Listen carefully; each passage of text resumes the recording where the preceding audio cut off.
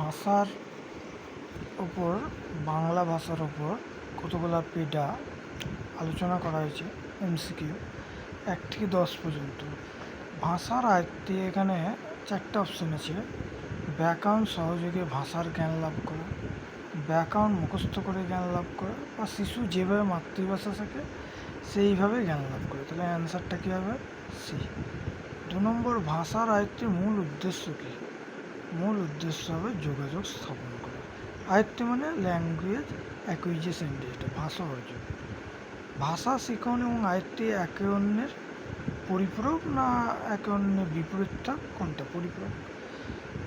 4 নম্বর, ভাষা শিক্ষার জন্য প্রয়োজন কি? সবসময় যথার্থ প্র্যাকটিস ও অনুশীলন।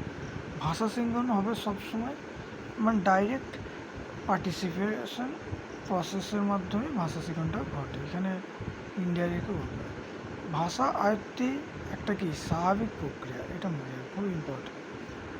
প্রাক প্রাথমিক স্তরে মাতৃভাষা শিক্ষার পদ্ধতি হলো দেখে মানে বলা পদ্ধতি, বলা পদ্ধতি। অনুবর্তনই হলো শিশু শিক্ষা লাভের একমাত্র উপায়। কথাটি বলেছেন কি? আচরণ।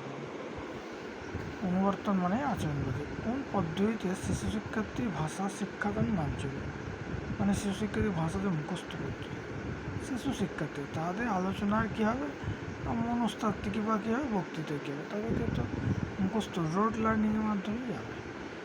ভাষা শিক্ষার প্রথম পর্যায়ে কোন স্তরে ইন্দ্রিয় প্রশিক্ষণের ব্যবস্থাপনার কথা বলেছে? প্রাক প্রাথমিক স্তরে।